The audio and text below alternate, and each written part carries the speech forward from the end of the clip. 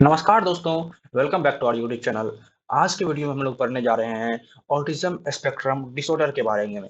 इस वीडियो में हम लोग जानेंगे कि ये डिसऑर्डर क्या होता है, इस डिसऑर्डर को एक स्पेक्ट्रम क्यों कहा जाता है, फिर इसका सिम्पटम क्या है, इस डिसऑर्डर का कारण क्या है और क्या-क्या इसके लिए इफेक्टिव ट्रीटमेंट होता है। तो चलिए वीडियो में आगे बढ़ते हैं। तो सबसे पहले ये जानते हैं कि ये ऑटिज्म स्पेक्ट्रम डिसऑर्डर होता क्या है। तो डीएसएम के अकॉर्डिंग जो diagnostic and statistical manual of mental disorder है, वो ऑटिज्म को इस तरह से डिफाइन करता है, जिसमें वो बोलता है डीएसएम कि अगर डिफिकल्टीज इन सोशल कम्युनिकेशन अगर किसी चाइल्ड को, क्योंकि एक न्यूरो डेवलपमेंटल डिसऑर्डर है, तो ये बचपन से ही इसका बहुत ही पहले से ही अर्ली ऑनसेट हो जाता है, बहुत ही जल्दी इसका सिम्पटम दिखने लगता है। तो ये मानता है कि अगर डिफिकल्टीज इन सोशल कम्युनिकेशन में अगर डिफिकल्टीज आ रहा है, रिस्ट्रिक्टेड एंड रिपिटेटिव बिहेवियर्स का शो कर रहा है बच्चा, और बच्चा अगर सेंसरी सेंसिटिविटीज है के सिम्टम है और symptom appearing in early childhood, जैसा कि मैंने पहले ही बता दिया है। तो चलिए आगे बढ़ते हैं। अब ये जानते हैं कि इसको स्पेक्ट्रम क्यों कहा जाता है। ऑटिज्म स्पेक्ट्रम डिसऑर्डर, जिसको शॉर्ट फॉर्म में एएसडी बोलता है, तो ASD is called a spectrum because symptoms very in severity. Symptom जो होते हैं वो सीवियरिटी में वेरी करते हैं। मतलब कोई एएसडी जो होगा, वो उसका सीवियरिटी बहुत ही कम होगा, तो किसी एएसडी का सीवियरिटी बहुत ही ज़्यादा होगा। अगर हम लोग इस स्पेक्ट्रम को 1 से 10 के स्केल पे रखें, तो कोई ऑटिज़्म लेवल 2 नंबर 2 पे भी आ सकता है, और कोई ऑटिज़्म का सीवियरिटी जो है नंबर 8 पे भी जा सकता है। तो नंबर 2 जो हुआ यहाँ पे, वो सबसे कम सीवियर हुआ, और जो 8 पे है जिसका सिम्पटम नंबर 8 पे, वो बहुत ही ज़्यादा सीवियर एएसडी का वो केस होता है। उसके बाद जो साइकोलॉजी का कोर कॉन्सेप्ट है कि इंडिविजुअल डिफरेंस, तो इंडिविजुअल डिफरेंस के कारण भी हर किसी का कोपिंग करने का मैकेनिज्म और जो भी चैलेंज से लड़ने का या फिर उसके अंदर जो भी क्षमता है, अपना स्ट्रेंथ जो है, वो अलग होता है। यही साइकोलॉजी में इसको क्या कहा जाता है, इंडिविजुअल डिफरेंस कहा जाता है। उसके बाद इसमें क्या होता है कि किसी को बहुत ही ज्यादा सपोर्ट की जरूरत होती है, बल्कि जबकि वहीं दूसरी जगह कोई बच्चा खुद भी इंडिपेंडेंटली जीता है। और यहाँ सबसे महत्वपूर्ण बात ये है कि every autistic person is unique. फिर कोर सिम्टम्स देख लेते हैं। कोर सिम्टम्स में आता है दो टाइप के सिम्टम, जिसमें पहला है सोशल कम्युनिकेशन डेफिसिट और दूसरा है रिस्ट्रिक्टेड एंड रिपीटेटिव बिहेवियर्स। तो सोशल कम्युनिकेशन डेफिसिट्स में क्या क्या आएगा। सोशल कम्युनिकेशन डेफिसिट में डिफिकल्टी इन कन्वर्सेशन आएगा, reduced eye contact, trouble understanding emotions और डिफिकल्टी मेंटेनिंग रिलेशनशिप। यानी कि जो भी ऑटिस्टिक चाइल्ड होगा, वो कन्वर्सेशन नहीं कर पाएगा, ना ही आई कॉन्टैक्ट मेंटेन कर पाएगा, ना ही आँख से आँख मिला के बात कर पाएगा, वो सामने वाला का इमोशन नहीं समझ पाएगा, उसके अंदर एम्पैथी डेवलप नहीं होगा, सिम्पैथी डेवलप नहीं होगा, और किसी भी तरह का अटैचमेंट स्टाइल डेवलप नहीं होगा। और डिफिकल्टी मेंटेनिंग रिलेशनशिप, क्योंकि अटैचमेंट स्टाइल ही जब डेवलप नहीं हुआ है, तो रिलेशनशिप को मेंटेन करना बहुत ही ज़्यादा डिफिकल्ट हो जाता है। दूसरा है restricted and repetitive behaviour. Restricted and repetitive behaviours में आता है कि रिपीटेटिव मूवमेंट्स, जैसे हैंड फ्लिपिंग, बार-बार ऐसे हाथ हिला रहा है, ऊपर-नीचे कर रहा है, रॉकिंग या थंब सकिंग, बार-बार अंगूठे को मुँह में लेके चूस रहा है। उसके बाद इंसिस्टेंस ऑन सेमनेस, एक ही बिहेवियर को बार-बार करना। उसके बाद हाइली फोकस्ड इंटरेस्ट, किसी एक काम में इतना ज़्यादा इंटरेस्टेड रहना कि उसके सामने दुनिया का कोई काम उसको याद नहीं आता है। वो एक ही काम में इतना मगन हो जाता है कि पूरा दुनिया भूल जाता है। उसके बाद सेंसरी सेंसिटिविटीज़, वो साउंड को लेकर, लाइट को लेकर बहुत ही ज़्यादा सेंसिटिव होता है। आप ज़रा-सा भी साउंड तेज़ कर दीजिएगा, उसको बहुत ही ज़्यादा दिक्कत होगा। ज़रा-सा भी अगर रूम में लाइट तेज़ हो गया या फिर बाहर में धूप ज़्यादा तेज़ हो गया, तो ऑटिस्टिक चाइल्ड को बहुत ही ज़्यादा दिक्कत का सामना करना पड़ता है। फिर आते हैं लेवल्स ऑफ ऑटिज़्म, जो कि डीएसएम के अकॉर्डिंग दिया गया है। तो लेवल 1 में आता है वैसे बच्चे जिसको बहुत ही कम, जो मिनिमल सपोर्ट में अपना डेली लाइफ़ का फंक्शन कर सकते हैं। फिर लेवल 2 में वैसे बच्चे आते हैं जिसको सब्सटेंशियल सपोर्ट की ज़रूरत होती है, मतलब जो नॉर्मल होता है उससे थोड़ा-सा ज़्यादा सपोर्ट की ज़रूरत होती है लेवल 2 वाले बच्चे को। और लेवल 3 वाले बच्चे में ऐसा देखा जाता है कि इसको बहुत ही ज़्यादा वेरी सब्सटेंशियल सपोर्ट, मतलब उसको सीवियर इम्पेयरमेंट हो जाता है और उसका जो वर्बल कम्युनिकेशन है बहुत ही ज़्यादा लिमिटेड हो जाता है। तो उसको जो है उस लेवल 3 वाले बच्चे को सबसे ज़्यादा केयर और सबसे ज़्यादा ट्रीटमेंट की ज़रूरत होती है। तो चलिए वीडियो में आगे बढ़ते हैं। आगे है कॉज ऑफ ऑटिज्म, ऑटिज्म के क्या-क्या कारण है?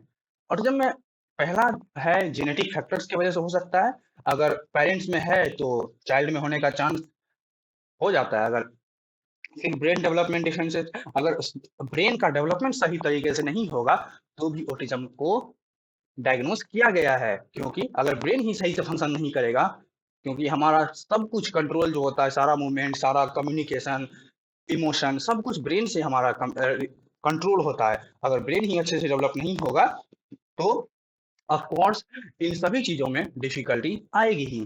उसके बाद जो कोई भी वैक्सीन, ऐसा मीथ है, ऐसा माना जाता है कि अफ़वाह है कि कोई वैक्सीन लेने से बच्चे को कोई भी टाइप का वैक्सीन देने से उसके अंदर ऑटिज़्म डेवलप हो जाता है, लेकिन ऐसा नहीं है। कोई भी वैक्सीन ऑटिज़्म का कारण नहीं है, ऑटिज़्म नहीं पैदा करता है कोई भी वैक्सीन्स।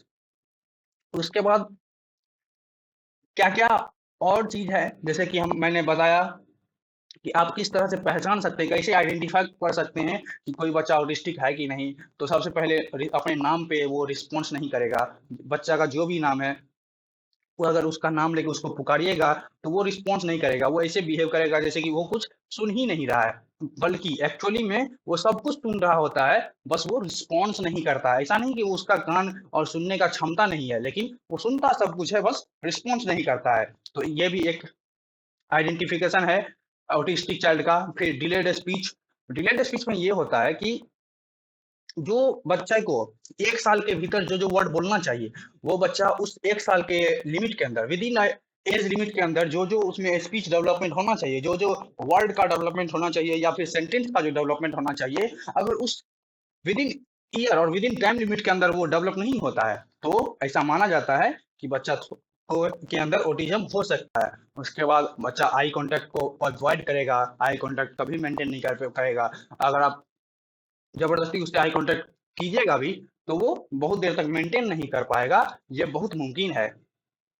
अगला है, वो हमेशा अकेला खेलना पसंद करेगा या फिर अकेले में रहना पसंद करेगा, और साउंड और टेक्सचर और लाइट के जो वो रिस्पॉन्स देगा, बहुत ही, अगर साउंड ज़्यादा है, लाइट ज़्यादा है, तो जैसा कि पहले ही एक्सप्लेन कर दिए, तो उसके प्रति उसका अनयूजुअल सा रिएक्शन होता है उस बच्चे का। फिर डायग्नोसिस ऑफ एएसडी, डायग्नोसिस कैसे कर सकते हैं?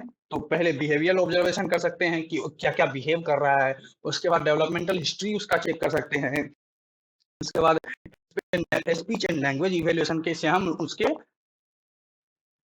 डायग्नोसिस कर सकते हैं कि बच्चा ऑटिस्टिक है या नहीं। और ये जो डायग्नोस किया जाता है ऑटिज्म, वो जनरली क्लिनिकल साइकोलॉजिस्ट के द्वारा या फिर किसी साइकियाट्रिस्ट के द्वारा किया जाता है। अब ट्रीटमेंट और इंटरवेंशन क्या है? हो सकता है, अब हम लोग कारण पढ़ लिए, सिम्पटम पढ़ लिए, तो अब ट्रीटमेंट भी होना, ट्रीटमेंट क्या होगा? ट्रीटमेंट है बिहेवियर थेरेपी। आप उस बच्चे को बिहेवियर थेरेपी दे सकते हैं। उसके बाद स्पीच थेरेपी दे सकते हैं, क्योंकि स्पीच का डेवलपमेंट अच्छे से नहीं होता है। बिहेवियर थेरेपी इसीलिए क्योंकि वो सही से कुछ कर नहीं पाता है। उसके बाद ऑक्यूपेशनल थेरेपी इसलिए ताकि वो अपना डेली लाइफ का फंक्शन कर पाए, जैसे कि खुद से कपड़ा बदलना, ब्रश करना, नहाना, जो सेल्फ सर्विस होता है वो कर पाए, उसके लिए बच्चे को ओटी दिया जाता है। ओटी यानी कि ऑक्यूपेशनल थेरेपी दिया जाता है।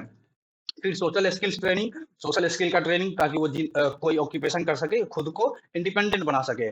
उसके बाद पेरेंट ट्रेनिंग प्रोग्राम्स, बच्चे के साथ साथ पेरेंट्स का भी यहाँ पे काउंसलिंग होता है, ताकि पेरेंट्स को अपने बच्चे के साथ डील करने में क्या हो, आसानी हो, क्योंकि ये बच्चा नॉर्मल नहीं होता है, बल्कि अलग होता है। इसका एक अपना नॉर्मल होता है इस बच्चे का।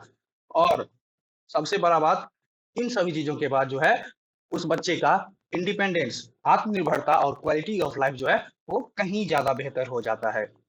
अगला है, इस ऑटिस्टिक बच्चे के अंदर क्या-क्या स्ट्रेंथ होता है? तो इन बच्चों के अंदर का बहुत सारे रिसर्च में, बहुत सारे केसेस में ये देखा गया है कि इन बच्चों के अंदर स्ट्रॉन्ग मेमोरी होता है, जो नॉर्मल बच्चों के अंदर बहुत कम देखने को मिलता है। इन लोगों का रिकॉर्डिंग पावर, अटेंशन पावर वो बहुत ही ज़्यादा होता है, और ये लोग बहुत ही ज़्यादा डिटेलिंग में अपना अटेंशन देते हैं, और लॉजिकल थिंकिंग बहुत ही ज़्यादा हाई होता है, और इंटरेस्ट के में, किसी भी इंटरेस्ट में इन लोगों का डीप फोकस्ड हो जाता है। उसके बाद अब इंडिया और वर्ल्ड वाइड में क्या ऑटिज्म का कंडीशन है, तो ऑटिज्म को लेकर दिनों दिन अवेयरनेस बढ़ते जा रहा है ओवरऑल ग्लोबली। और अगर ऐसा माना जाता है कि अगर बेटर अर्ली स्क्रीनिंग करा दे, अगर बच्चे में शुरुआत में ही अगर करा दे, तो वो ट्रीटमेंट होने का, ट्रीटमेंट इफेक्टिव होने का बहुत ही ज़्यादा चांस बढ़ जाता है। उसके बाद जितना ज़्यादा एजुकेशन होगा, उतना ज़्यादा अवेयरनेस होगा, और यहाँ पे सबसे ज़रूरी बात है कि सोशल एक्सेप्टेंस होना चाहिए इन बच्चों को लेकर। मतलब ऐसा नहीं मानना चाहिए कि ये बच्चे हम लोग से अलग है, बल्कि ये बच्चे यूनिक हैं, हम लोग से अलग नहीं है। तो सोसाइटी को, हम लोग को ये एक्सेप्ट करना चाहिए कि कोई भी बच्चा ऑटिस्टिक हो सकता है और वो एक अच्छा जीवन जी सकता है। वो भी खुद से इंडिपेंडेंट बन सकता है, वो भी सोसाइटी के काम आ सकता है। उसके बाद इस ऑटिज़्म को ट्रीट करने के, इसके लिए अवेयरनेस फैलाने के लिए 2 संस्था भी है, जिसमें एक संस्था का नाम है ऑटिज़्म स्पीक्स और दूसरा है नेशनल ऑटिस्टिक सोसाइटी। ये दोनों जो संस्था है, वो ऑटिज़्म को लेकर बहुत ही ज़्यादा काम कर रही है। फिर कुछ मिथ्स और फैक्ट है। तो मिथ ये है कि autism is caused by bad parenting, but not, it is a neuro developmental condition. Myth is that all autistic people are intellectually disabled, but this is not true. The fact is intelligence level vary widely, and the myth is autism can be cured, but it is not completely true, because it is lifelong but manageable disorder. And lastly, अब हम लोग इस निष्कर्ष पे पहुंच सकते हैं कि ऑटिज्म जो है एक life long neuro developmental condition है, और जो कि जिसको मैनेज किया जा सकता है अर्ली सपोर्ट के द्वारा।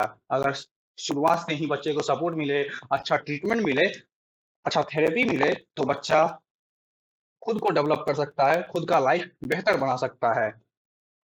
और एक्सेप्टेंस और इंक्लूजन ही वो सबसे बड़ा चीज है। जितना ज्यादा एक्सेप्टेंस होगा, उतना ज्यादा इस चीज के लिए नॉर्मेलिटी बढ़ेगा, उतना ज्यादा हम लोग इस चीज से फैमिलियर हो जाएंगे। तो thank you for watching, we will met in the next video. तब तक के लिए ध्यान रखिए अपना। Bye bye.